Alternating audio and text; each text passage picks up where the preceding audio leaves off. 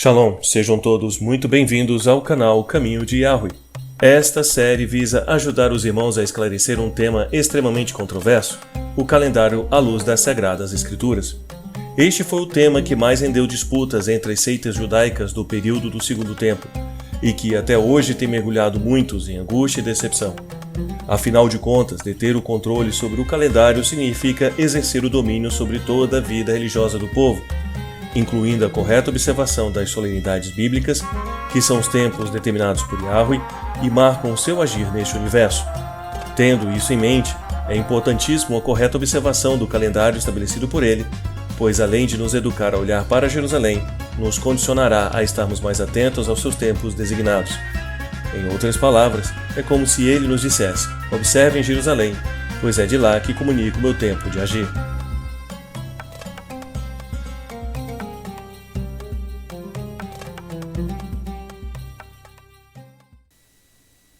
Há 1700 anos atrás, quando o calendário judaico foi iniciado por Hillel II, devido à expulsão dos judeus de Jerusalém e à proibição de se observar as práticas judaicas dentro das fronteiras do Império Romano, pareceu ser uma alternativa viável para se manter a observação dos tempos apontados por Yahweh o uso de cálculos astronômicos para a determinação da lua nova. Até aquela época, o início de cada mês, o Rosh Hodesh, era marcado por uma observação visual por duas testemunhas perante um tribunal. Essas testemunhas tinham de possuir um caráter íntegro, qualificações semelhantes às listadas em 1 Timóteo capítulo 3 sobre os Aquinim, os anciões.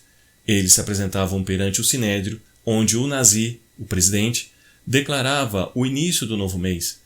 A importância da observação da lua nova era considerada imprescindível para a vida religiosa de Israel, a ponto dessas testemunhas serem autorizadas a viajar a cavalo a grandes distâncias, mesmo no Shabat. A chegada da lua nova era absolutamente essencial, pois Elohim havia ordenado a observância de certos dias como Moedim, tempos apontados. Estes Moedim também eram conhecidos como os Hagim, festivais. Cada festival tem um tempo específico para ser observado. Por exemplo, o Yom Kippur, o dia da expiação, que é observado no dia 10 do 7º mês, em Tisri. Se o Sinédrio começasse o novo mês no dia errado, todo Israel poderia se encontrar observando o jejum fora da data que Yahweh havia especificado. Portanto, a configuração de cada festival dependia do decreto que vinha do Sinédrio, no início de cada mês. Cada festival listado em Levítico capítulo 23 não poderia ser definido antes da chegada do mês ao qual deveria ser realizado. Outro exemplo é o Pessah, a Páscoa, que deve ser observado no dia 14 de Aviv, ou Nissan. Seria impossível afirmar em relação ao mês anterior, o mês de Adar, em que dia da semana o Pessah cairia, até o Sinédrio declarar em que dia começou o mês Aviv. Uma vez que o mês Aviv tenha chegado e sido instituído pelo Sinédrio por meio da observação visual, seria então possível ser conhecido por todos em que dia da semana cada dia do festival cairia. Naturalmente, este cenário deveria ser repetido para cada mês do ano. No 7º mês, em Tisri, possui 3 festivais interligados. O primeiro festival ocorre no primeiro dia do 7º mês, o que naturalmente também seria um Rosh Hodesh, ou Lua Nova. Entre a maioria dos cristãos, este festival é conhecido como a Festa das Trombetas. Este título revela um pouco o nome bíblico real do festival, Yom Teruah, que significa o dia dobrado. A próxima solenidade é Yom Kippur, o dia da expiação, e ocorre no dia 10 de Tisri. 5 dias depois, o festival de Sukkot começa e é celebrado por 7 dias, a partir do dia 15 de Tisri até o dia 21. Um dia a mais é anexado a Sukkot, mas é visto como sendo separado desses 7 dias. Este é conhecido como Shemini Atzeret, o 8º dia, e ocorre no dia 22 de Tisri. Portanto, uma vez que o Sinédrio tenha estabelecido Rosh Hodesh, poderia ser calculado o resto das solenidades. Yom Teruah está sozinho em Tisri, assim como o resto do ano, como sendo a única solenidade a qual ninguém sabia o dia nem a hora. Ele só poderia ser determinado por decreto do tribunal, declarando que a lua nova havia sido vista. O Sinédrio, o mais alto tribunal de Israel, recebeu a sua autoridade como um mandato de Yahweh. Quando alguma coisa te for difícil demais em juízo, entre sangue e sangue, entre demanda e demanda, entre ferida e ferida, entre questões de litígios nas tuas portas, Então te levantarás e subirás ao lugar que escolher Yahweh teu Elohim. E virás aos sacerdotes levitas e ao juiz que houver naqueles dias, e inquirirás, e te anunciarão a sentença do juízo. E farás conforme ao mandato da palavra que te anunciarem no lugar que escolher Yahweh, e terás cuidado de fazer conforme a tudo quanto te ensinarem, conforme ao mandato da lei que te ensinarem, e conforme ao juízo que te disserem farás. Da palavra que te anunciarem, te não desviarás, nem para a direita, nem para a esquerda. O homem, pois, que se houver soberbamente, não dando ouvidos ao sacerdote, que está ali para servir a Yahweh teu Elohim, nem ao juiz, este homem morrerá. E tirarás o mal de Israel, para que todo o povo ouça e tema, e nunca mais se ensorbebeça. O Sinédrio foi desenvolvido como um tribunal que determinava julgamento de disputas e controvérsias religiosas e legais. Até aquele momento, era o único tribunal que tinha autoridade para declarar o início do mês. Este tribunal, na terra, autorizado por Elohim, seguia o modelo da corte celestial. A corte celestial é supervisionada pelo próprio Yahweh, como é dito pelo profeta Daniel. Eu continuei olhando, e eis que foram postos uns tronos, e um ancião de dia se assentou. A sua veste era branca como a neve, e o cabelo de sua cabeça como a pura lã. E seu trono era de chamas de fogo, e as suas rodas de fogo ardente. Um rio de fogo manava e saía de diante dele. Milhares de milhares o serviam, e milhões de milhões assistiam diante dele. Assentou-se o juízo, e abriu-se os livros. Yeshua também falou da corte celestial em relação a um tribunal que ele havia instituído na congregação escatológica. Esta congregação é o corpo de crentes que receberiam a Ruach HaKodesh, o Espírito Santo, em Shavuot, após a sua ressurreição. Era dessa congregação escatológica que Yeshua se refere quando se redirigiu a Pedro em Mateus capítulo 16, versículos 18 e 19. Pois também eu te digo que és Pedro, e sobre esta pedra edificarei a minha igreja, e as portas do inferno não prevalecerão contra ela. E eu te darei as chaves do reino dos céus, e tudo o que ligares na terra será ligado nos céus, e tudo o que desligares na terra será desligado nos céus. Dessa forma, a exclusividade para se determinar o que quer que seja não depende apenas da formação de um novo sinédrio. O corpo de crentes em Yeshua também recebeu autoridade, assim como o antigo sinédrio, para realizar julgamentos e disputas religiosas, conforme podemos constatar em Atos 15. Não se esqueçam de se inscreverem no canal e ativar o sininho de notificações para continuarem acompanhando este tema importante. Como foi mencionado ao longo dessa série, o calendário judaico atual é muito diferente do calendário usado durante o tempo de Yeshua. Durante a época do templo, e para um número de anos que se seguiram, o tribunal poderia declarar o início de cada mês.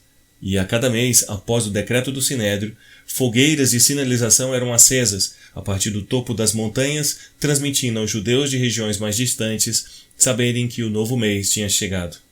No entanto, as complicações surgiram a partir dos inimigos do povo judeu.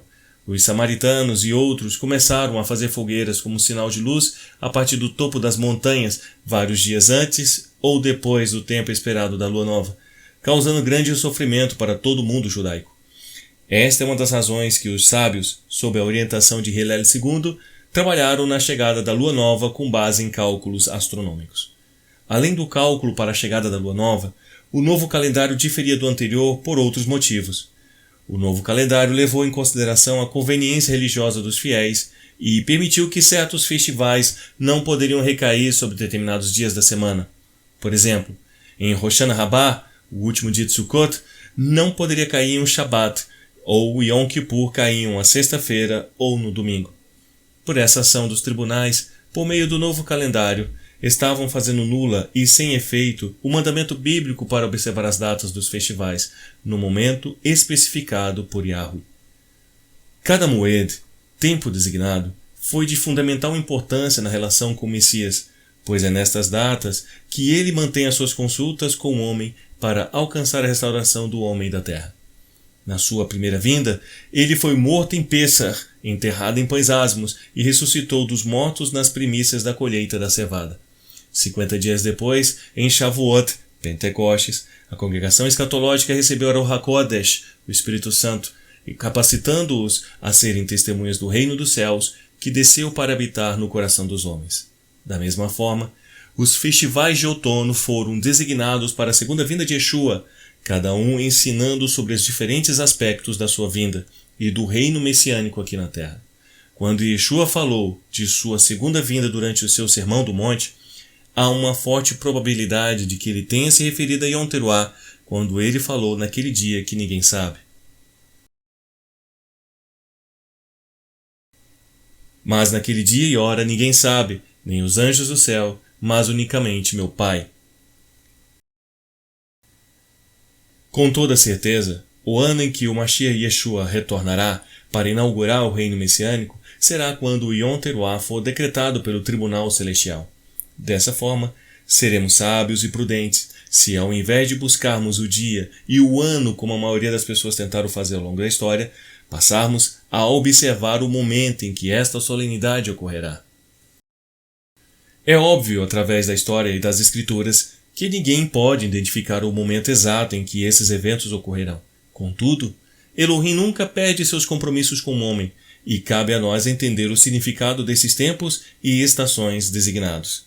Por isso, é importante se manter atento ao que a Escritura determina com relação aos tempos designados por Yahweh, principalmente aos eventos relacionados às solenidades de outono, para que não venhamos a ficar de fora quando ele surgir novamente para finalizar a sua obra de redenção e fundar o reino messiânico na terra.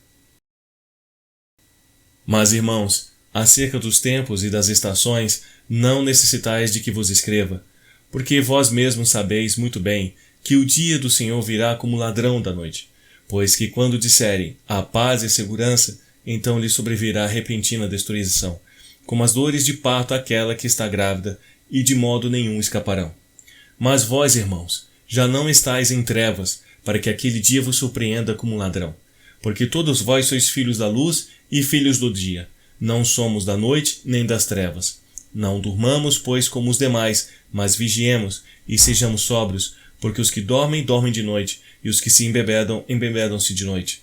Mas nós, que somos do dia, sejamos sóbrios, vestindo-nos da couraça da fé e do amor, e tendo por capacete a esperança da salvação.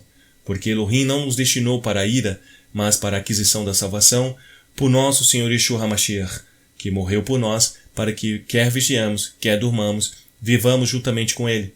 Por isso, exortai-vos uns aos outros e edificai-vos uns aos outros, como também o fazeis.